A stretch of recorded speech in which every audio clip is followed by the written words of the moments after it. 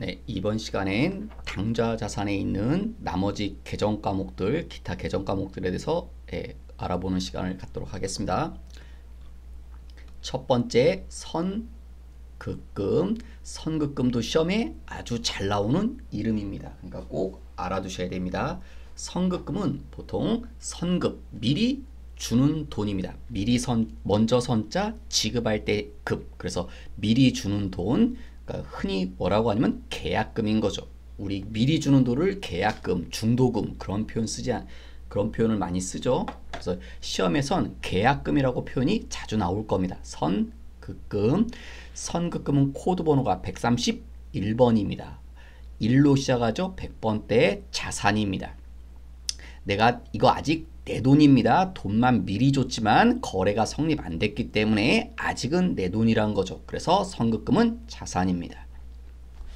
회계처리 보시면 대변이죠. 대변의 현금이죠. 돈을 주니까. 그리고 차변에 계약금을 줬기 때문에 차변에 쓰는 이름 선급금입니다. 그 밑에 예제를 보시면 원재료를 매입해서 계약금 200을 수표를 발행해서 지급했다. 수표를 발행했다는 표현이 나오죠. 그러면 대변이 뭡니까? 당좌 예금이죠. 수표를 발행해서 주신 건 200만원. 그리고 돈 왜 줬나요? 계약금. 그래서 차변은 선급금입니다. 선급금 200. 그리고 이어서 나오겠죠. 이제 이 계약금은 미리 준 거니까 무슨 거래를 위해서 미리 줬을 거 아닙니까? 그래서 나중에 거래가 이루어질 겁니다. 그래서 차변이 해당 계정이란 건 내가 무슨 이유 때문에 줬겠죠. 뭘 사거나 뭐 지출하기 위해서 그 계정 과목을 쓰시면 되고, 그 다음 내가 이 거래를 하기 위해서 미리 준 돈이 있었죠. 위에서 요 차변의 선급금 미리 돈을 줬는데 또 주진 않겠죠. 그래서 그 돈을 뭐하고 상계하고, 그죠? 미리 준 돈은 빼고 주실 거 아닙니까? 그래서 대변 가서 선급금이 사라지겠죠. 그리고 나머지 잔액만 더 주겠죠. 그래서 원재료 500을 이제 실제로 매입했어요. 계약금 제외한 잔액은 어음을 발행했다.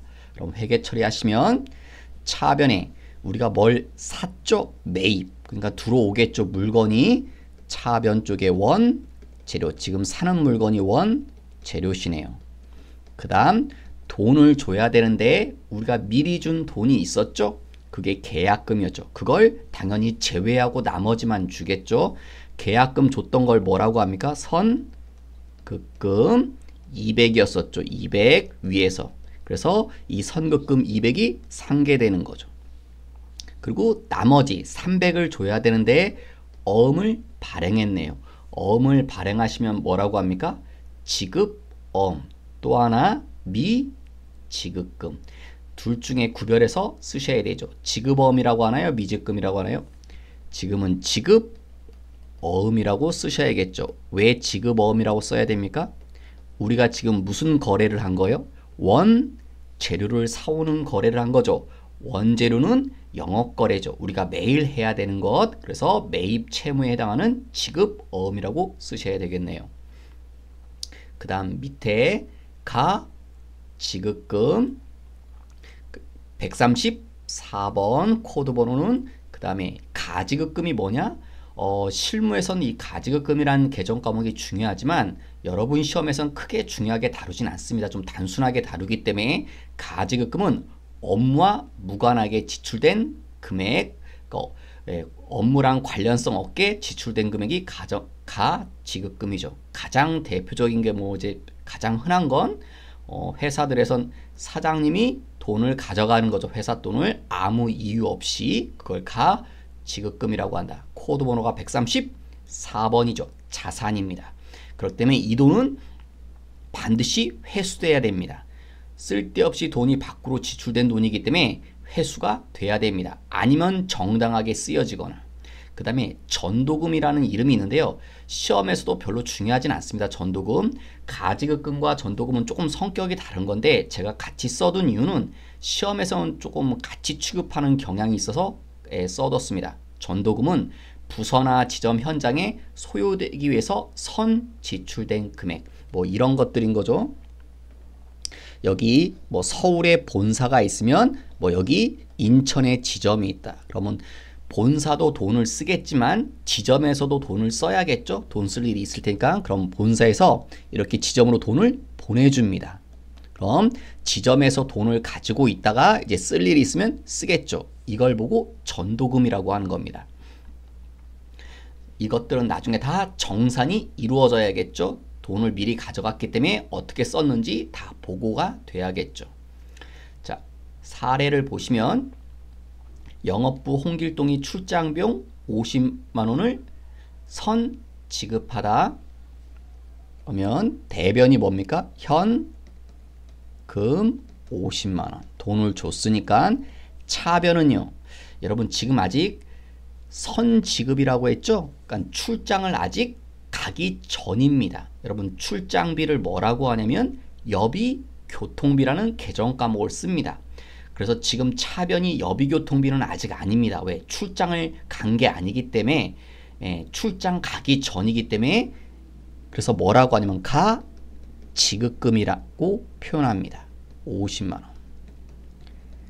그런데 이렇게 하시는 분도 있다는 겁니다.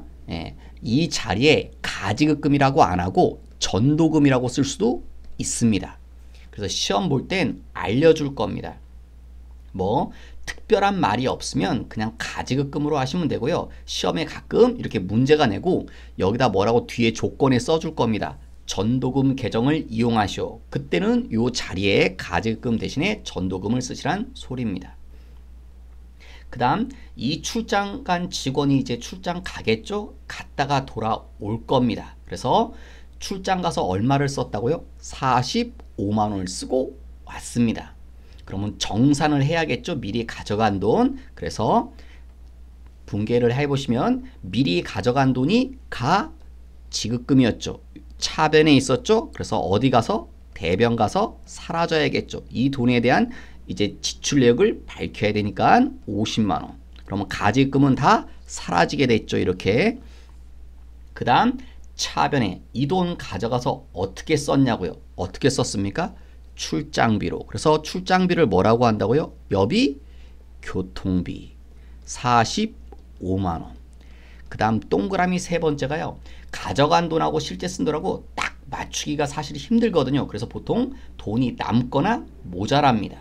그래서 세 번째 이름이 이제 돈 얘기가 나올 거라는 거예요. 근데 양쪽에 나오는 건 모자라거나 넘치거나 그런 경우가 있어서 그렇거든요. 지금 이 경우는 차변 쪽에 돈이 모자르죠. 5만 원. 50만 원 가져가서 45만 원만 썼다는 소리입니다. 그러니까 5만 원은 남겠죠. 출장비가. 남으면 회사로 반납하겠죠. 그러니까 회사 입장에선 이것처럼 지금처럼 현금으로 수치, 돈을 다시 그 직원한테 남은 돈 받았다는 거죠. 돈 받으니까 차변에 현금 5만 원 이렇게 되는 거죠. 더 많이 썼으면 회사가 추가적으로 지급해줘야겠죠. 그때는 대변에 돈 얘기가 나오겠죠. 그래서 역시 마찬가지로 위에서 만약에 요 자리에 가지급금이라고 안 하고 전도금이라고 쓸 수 있다고 그랬죠. 그러면 똑같이 위에서 전도금이라고 썼다면 지금도 대변에 가지급금이라고 하지 않고 이 자리에 전도금을 쓰시면 될 겁니다. 그런 건 시험이라면 다 알려줍니다. 전도금으로 했다고 그런 표현 나오면 가지금 자리에 전도금 계정 과목을 써주시면 되겠습니다. 그 다음 세 번째 부가세 대급금. 부가세 대급금은요 135번 1로 시작했죠. 그래서 뭐다? 자산입니다. 근데 부가세 대급금이란 말보단 사실 실무에선 저런 옆에 있는 표현을 더 많이 쓰죠. 매입세액. 그래서 부가세 대급금이 뭐냐? 매입세액. 제가 다시 써놨는데 저건 돌려받을 부가세입니다. 자, 이렇게 거래를 하게 되면 이 사람이 매출자죠. 이 사람이 매출자고 이 사람이 매입자 사는 사람. 그러면 우리가 지금 누구라고 생각하셔야 됩니까? 우리가 매입자라고 생각하시면 파는 사람이 100만 원에 팔면 여러분 기본적으로 이렇게 거래하다 보면 여기 부가세가 붙습니다. 10%. 그래서 10만 원이란 부가세가 있습니다. 아마 이건 부가세는 조금 잘 세법 모르시는 분도 웬만하면 아시더라고요. 10%라는 거. 10%의 부가세 세금이 붙습니다. 아직 저희 부가세 안 배웠지만. 그래서 매입자가 나는 이 사람한테 돈 얼마를 줘야 되냐면 110만 원을 지급해야 됩니다. 그럼 매출자는 얼마를 갖냐면 100만 원만 갖는 겁니다. 물건의 가격만. 근데 110만 원을 받았죠. 그럼 나머지 10만 원은 세금이니까 내야 됩니다. 국가에 10만 원을 내면 국가는 다시 매입자한테 10만 원을 돌려줍니다. 요 10만 원을 부가세 대급금이라고 하는 겁니다. 자, 내 입장에서 보세요. 우리가 매입자라고 그랬죠? 그러면 이 10만 원은 뭐예요? 물건 살 때 세금이었죠. 그래서 매입세액이라는 표현을 쓰는 거고 이 돈은 우리가 뭐 할 겁니까? 국가로부터 돌려받을 거죠. 그래서 부가세 대급금은 매입세액, 돌려받을 부가세. 지금은 이 정도만 보십시오. 왜? 얘는 나중에 얘랑 같이 보셔야 됩니다. 부채 쪽에 가서 이 개정 과목을 배울 텐데 부가세, 예수금하고 같이 상대적으로 보셔야 되기 때문에 지금은 부가세 대급금이 뭔지만 매입세액이다 코드번호 135번 정확히 코드번호를 다 못 외우셔도요. 일단 100번대 1로 시작했다는 것 정도면 아시면 됩니다. 그러면 1로 시작했으니까 뭐예요? 자, 산이구나, 내 돈이구나. 그 정도 의미만 지금 아셔도 됩니다. 그 다음에 선납세금이란 선납세금은 먼저 납부, 미리 낸 세금입니다. 그러니까 미리 낸 세금이니까 나중에 언제요? 나중에 우리가 세금 진짜 낼 때 미리 세금 냈죠? 그러면 또 내면 2번 내는 거겠죠? 그래서 뭐 합니까? 차감 빼고 나머지 세금만 낼 겁니다. 자, 뭐 여러 가지 형태가 있지만 자, 선납세금 가장 많이 선납세금 언급되는 사례는요. 보통 이자 받을 때입니다. 여러분 우리가 뭐 보통 은행에다 돈을 넣어두면 은행에서 이자를 받죠. 근데 은행에서 우리한테 이자를 줄 때 다 안 줍니다. 얼마의 세금을 떼고 줍니다. 그래서 지금처럼 무슨 표현이 나옵니까? 원천 징수. 원천적으로 징수 떼고 줍니다. 그래서 원래 은행이 우리한테 10만 원의 이자를 줘야 되는데 지금처럼 세금이 얼마가 발생했다는 거예요? 15,400원이 발생했어요. 그럼 저 15,400원은 우리한테 주지 않습니다. 은행이 가지고 있다가 국가에 냅니다. 그래서 우리한테 들어오는 돈은 15,400원을 뺀 돈이 들어옵니다. 그러니까 얼마를 받을 수 있을까요? 84,600원만 받는 겁니다. 자, 그러면 해볼게요. 자, 돈을 받았죠. 그래서 차변 쪽에 써야겠죠? 차변이 뭡니까? 보통 예금, 현찰로 안 받고 통장으로 받았으니까요. 근데 통장에 돈이 얼마 찍힌다고요?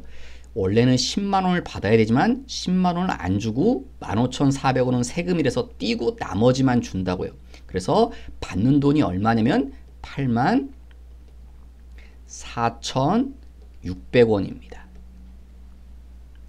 15,400원 빼고 그죠? 그 다음에 대변에 자, 돈 받은 이유가 있죠? 우리가 이 돈을 왜 받은 겁니까? 어쨌건 이 명목으로 받은 거죠. 이자 명목. 그래서 이유가 이자죠. 근데 여러분 이자 받을 때 쓰는 표현이 뭡니까? 이자 수익. 받는 거니까 우리가 이자를 줄 때는 이자 비용이라는 표현을 쓰죠. 지금은 받는 거니까 수익. 근데 이자는 사실 10만 원이죠. 이러니까 대차가 안 맞죠. 얼마가 빈다고요? 15,400원. 이건 세금으로 낸 겁니다. 그래서 뭐라고 한다고요? 선납세금이라는 표현을 씁니다. 보통 이 선납세금은 이자 얘기할 때 많이 나옵니다. 그 다음 또 다른 케이스는요. 다음 장 보시면 선납세금이 이때도 나오는데 언제냐면 중간 예납할 때 나옵니다. 중간 예납은요. 우리가 세금을 내는데 미리 중간에 한번 내놓는 겁니다. 나중에 세금을 한꺼번에 내려면 너무 금액이 많으면 내는 사람도 부담스럽잖아요. 그래서 국가에서 미리 조금 걷어갑니다. 그래서 나중에 세금 낼 때 미리 낸 세금 빼고 나머지만 걷어갑니다. 그래서 법인세 중간 예납이라는 말이 있죠. 중간에 미리 내놓는다. 어쨌건 돈을 납부했으니까 돈 얘기가 대변에 나오겠죠. 통장에서 냈으니까 대변은 보통 예금 얼마냐면 100. 차변은요. 중간에 미리 내놨다. 뭐라고요? 선납세금 100. 미리 납부했기 때문에 선납세금이란 표현을 씁니다. 그 다음에 우리가 나중에 이렇게 세금을 내야 되거든요. 지금 뭐 할 때래요? 결산할 때. 우리가 1년 동안에 사업을 해서 뭐 이렇게 돈 얼마 벌었는지 알 수 있잖아요. 결산을 하게 되시면 그러니까 얼마 정도 벌었다. 그러니까 얼마 정도 벌었는지를 알면 세금도 어느 정도 내야 될지 알고 있거든요. 그래서 세금 얼마 내야 되냐면 200만 원을 내야 된대요. 계상이란 말은 장부에 쓰라는 말입니다. 그래서 차변에 뭐라고 쓰냐면 법인세 얼마요? 200. 왜 차변에 썼나요? 법인세는 우리가 내야 되는 돈 비용이기 때문에 차변이죠. 비용은 차변에 쓰기 때문에. 수익은 반대편 대변. 그 다음에 우리가 세금을 200을 내야 되는데 우리가 미리 내놓은 돈이 있거든요. 선납세금. 세금을 미리 내놨기 때문에 또 내면 2번 내는 거죠. 그래서 미리 낸 세금 뭐 하시고요? 빼고. 그래서 이런 위에 썼던 선납세금이 반대편인 대변 가서 사라집니다. 제거 상계시키고 선납세금이 얼마입니까? 110. 그러면 얼마만 내면 되는 겁니까? 추가로 90만 원만 내야 되죠. 그런데 왜 세 번째 이름이 미지급세금이냐면 지금 당장 내진 않거든요. 이걸 이제 나중에 우리 누가 전화요금 같은 거 내라고 고지서 날라오면 고지서 받자마자 내진 않잖아요. 그 납부 기한이라는 게 있기 때문에 거의 보통 그 납부 기한 마지막 날 가서 내는 경우들이 많죠. 그래서 지금 당장은 내지 않았기 때문에 뭐라고 하냐면 미지급 세금이라는 표현을 쓰는 겁니다. 그 다음 다섯 번째 이름은 현금 과부족이라고 나오네요. 왜 현금 과부족은 여러분 읽으실 때 이렇게 읽는 게 아닙니다. 현금 과부족이 아니라 현금 과부족입니다. 이 과자는 넘칠 많다는 거죠. 부족은 모자란 거. 그러니까 현금이 남아돌거나 쉬운 말로 남아돌거나 모자란 겁니다. 현금이 남아돌거나 모자란 건 우리도 살면서 그런 경우가 있죠, 여러분. 내가 오늘 주머니에 10,000원을 넣고 나왔어요. 그래서 오늘 하루 종일 돌아다니면서 돈을 얼마 썼어요. 그래서 집에 와서 이제 딱 주머니에 넣었더니 주머니 속에 3,000원이 있어요. 그럼 난 오늘 얼마 쓴 겁니까? 7,000원 쓴 거죠. 그래서 생각해 봅니다. 내가 오늘 7,000원 어떻게 썼지? 생각해 봅니다. 막 이것저것 뭐 사 먹고 커피 사 먹고 차비 쓰고 막 생각해 봤습니다. 근데 자꾸 생각해 봤는데 쓴 돈이 6,000원밖에 생각이 안 나요. 나는 분명히 6,000원밖에 안 쓴 것 같은데 그럼 주머니에 4,000원이 있어야 되는데 3,000원밖에 없잖아요. 그럼 내 생각하고 맞지가 않죠. 그런 걸 현금 과부족이라고 하는 겁니다. 그래서 여기 보면 현금 보유액 그걸 뭐라고 표현해요? 시제라고 많이 쓰죠. 회사들에서도 시제. 지금 당장 있는 돈, 금고에 있는 돈이 시제입니다. 우리한테 따지면 지갑 속에 있는 돈이 시제입니다. 은행에 있는 돈은 시제가 아닙니다. 지금 당장 가지고 있는 돈을 시제라고 합니다. 근데 이 시제하고 장부상 잔액, 그러니까 장부는 기록되어 있는 금액이잖아요. 기록되어 있는 금액하고 맞지 않을 때 사실은 맞아야 되거든요. 논리적으로 하면. 그러니까 맞지 않는다는 거예요. 여러 가지 이유가 있겠죠. 그러면 그 원인을 찾아내야 됩니다. 원인을 찾으시고요. 만약 못 찾으면 이게 결론입니다. 못 찾으면 뭐라고 한다? 잡손실. 돈이 모자르면 잡손실. 혹시나 돈이 남아돌면 잡이익입니다. 시험은 거의 잡손실 쪽으로 많이 나옵니다. 왜냐면 실제로도 돈이 남아도는 경우는 거의 없거든요. 대부분 돈이 모자라서 문제지. 그래서 잡손실 쪽으로 시험이 많이 출제가 됩니다. 자, 밑에 사례 보겠습니다. 현금의 장부상 잔액은 얼마다? 50. 그러니까 기록상 50만 원이 있어야 됩니다. 그런데 시제는 실제 있는 돈입니다. 실제로 얼마밖에 없어요? 40. 그럼 돈이 지금 남아도는 겁니까? 비는 겁니까? 돈이 지금 비는 거죠. 50만 원이 있어야 되는데 실제로 40만 원밖에 없잖아요. 그러니까 돈이 사라진 겁니다. 얼마가? 10만 원이. 그러면 돈이 사라졌다고 그랬죠? 그러니까 여러분 돈이 없어지는 건 어느 쪽에 써야 됩니까? 대변에 돈이 없어졌습니다. 얼마가? 10만 원이. 근데 돈이 없어지면 차변에 여러분 뭘 씁니까? 저 돈을 썼으면 이유를 써주는 건데 이유를 몰라요. 그래서 뭐라고 하냐면 현금 과부족이라는 이름을 씁니다. 이 현금 과부족 이름은요, 영원히 쓰는 이름이 아닙니다. 왜? 원인을 찾아야 된다고 그랬죠. 그러니까 잠시만 현금 과부족이라고 해놓는 겁니다. 그 다음 저 원인을 열심히 찾아봤어요. 그랬더니 7만 원이 뭐래요? 간식비 쓰는 거예요. 이유를 알아냈죠. 그러면 없앱니다. 이 이유를 알아냈으니까 얘를 없앱니다. 현금 과부족이라는 이름은 이제 쓸 필요가 없는 거죠. 자, 10만 원. 그럼 현금 과부족은 이제 사라지겠죠. 반대편에 있으면 다 사라지니까. 그 다음에 이유가 뭐예요? 간식비. 먹었죠. 여러분 먹는 건 뭐라고 합니까? 직원들한테 해주는 건 다 뭐다? 복리후생비. 이유가 복리후생비입니다. 얼마요? 7만 원. 그런데 나머지 3만 원은 뭐라고요? 원인을 알 수 없다. 대차가 지금 안 맞죠? 여기 3만 원이 더 있어야 된다고요. 3만 원은 죽어도 원인을 못 찾겠다는 거예요. 그러면 뭐라고 한다? 네, 결론이 뭐라고요? 잡손실 아니면 잡이익. 지금은 뭐가 될까요? 잡손실이겠죠. 왜냐? 차변이니까. 손실은 차변에 쓰고 이익은 대변에 씁니다. 그리고 지금 여러분이 봐도 직관적으로 손해난 느낌이 나죠? 돈이 사라진 거니까 손해난 거예요. 그러니까 3만 원은 잡손실. 왜 잡손실이냐? 손실인데 약간 잡스럽다는 거예요. 그러니까 큰 금액이 아니라서 잡이란 말을 붙인 겁니다.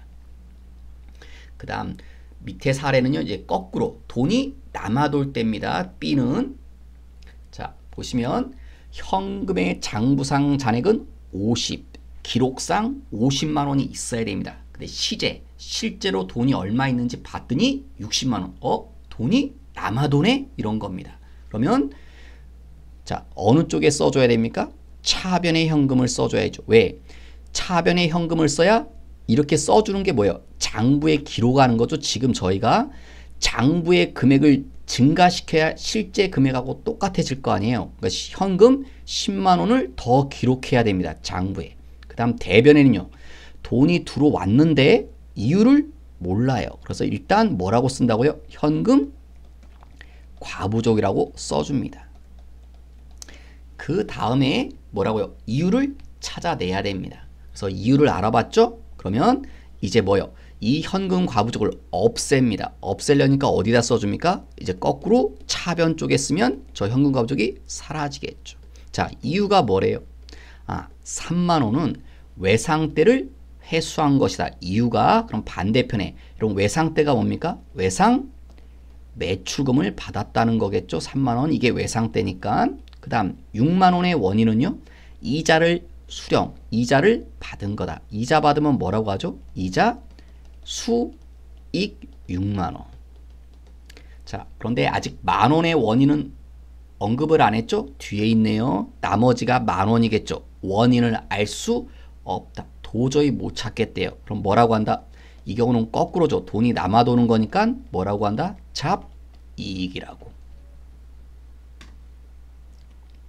그 다음 페이지 전표 입력이라고 나오시죠. 자, 실제로 컴퓨터에 입력을 해보도록 하겠습니다. 프로그램 키시고 이제 2019번 저희 매번 들어가는 회사죠. 한국이라는 회사로 로그인 하시고 일반 전표 입력. 자, 몇 월이요? 2월달. 날짜는 19일.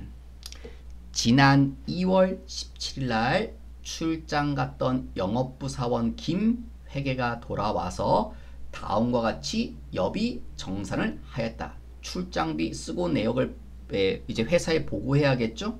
그런데 두 번째 줄에요. 출장 시 50만 원을 가져갔다. 그러니까 출장 가기 전에 50만 원을 회사가 준 거죠. 그걸 뭐라고 했다고요? 가지급금으로 처리했다. 전도금이 아니라 가지급금을 했다는 말이 써있죠. 그래서 뭐라고 한다? 가지급금을 이제 정산해서 없애야 되죠. 그러니까 어디 가서 사라져야 돼요? 가져갈 때 2월 17일 날 가지급금이 어느 쪽에 있었을 거야? 차변 쪽에 있었겠죠. 처음에 가져갈 땐. 그러니까 그걸 정산하니까 대변 가서 가지금이 사라집니다. 자, 가져간 돈이 얼마였어요? 50.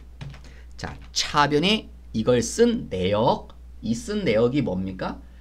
여비. 여비가 뭐예요? 출장비죠. 출장비, 그걸 뭐라고 그래요? 여비, 교통비. 여러분 지금 박스에 여비 얼마, 숙박비 얼마, 식대 얼마, 기타 얼마 있죠? 출장 가서 다 쓴 돈이기 때문에 저걸 따로따로 안 하시고 그냥 다 합쳐서 여비 교통비라고 하시면 됩니다. 저건 세부 내역이고. 그래서 여비 교통비인데 여비 교통비가 많죠? 6, 7은 절대로 쓰지 않는다. 그 다음 시험에 거기 첫째 줄에 영업부 사원이란 말이 나왔죠? 그 말을 왜 줬다? 코드 번호 때문에. 제조하고 관련 없는 직원이죠. 영업부 직원은. 그래서 812번 여비 교통비. 자, 출장비 얼마 썼습니까? 45만 3천원 썼죠. 대차가 안 맞죠? 어느 쪽에 비나요? 차변 쪽에 빕니다. 밑에 보시면 알 수 있죠? 자, 돈이 남았겠죠. 그러니까 회사 입장에서는 저 남은 돈을 뭐 해야 됩니까? 수치, 현금 받았다는 말이 마지막에 나오죠? 받아내야 되니까 47,000원 받아냈습니다. 이러면 대차가 다 맞네요. 그런데 지금 감점입니다. 왜 감점이냐면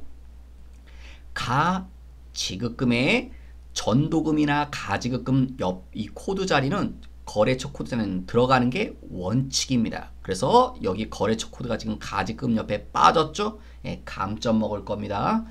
그래서 여러분 직원 이름이 나왔죠? 이 돈 가져간 사람이 누구래요? 김회계 직원. 예, 거래처 코드 빼먹지 않도록 가지금이나 전도금은 거래처 코드가 들어가야 됩니다.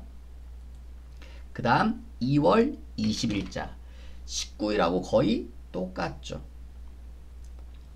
2월 2일날 가지급금으로 처리하였던, 그러니까 출장 가기 전에 돈을 줬는데 가지급금이라고. 출장비 15만원을 정산하고, 지금도 똑같죠. 1번처럼 정산합니다. 그러니까 대변 가서 뭐가요? 가지급금이 사라지는 거고, 정산해서 거래처 거셔야 된다고 그랬죠. 김회계 가져간 돈이 얼마였다? 가져간 돈이 얼마였을까요? 15만원. 차변에 이 돈 뭐로 썼어요? 여비 교통비. 근데 첫째 줄에 이번에는 생산직 사원이라고 그랬죠. 그래서 512번 여비 교통비. 자, 근데 출장비 얼마 쓴 것 같습니까? 15만원 가져갔는데 딱 15만원 쓴 게 아닌 것 같죠? 두 번째 줄에 초과 지출분 16,000원. 그러니까 오바해서 16,000원 오바해서 썼으니까 총 얼마 썼다는 소리입니까? 16만 6천원을 쓰고 온 거죠.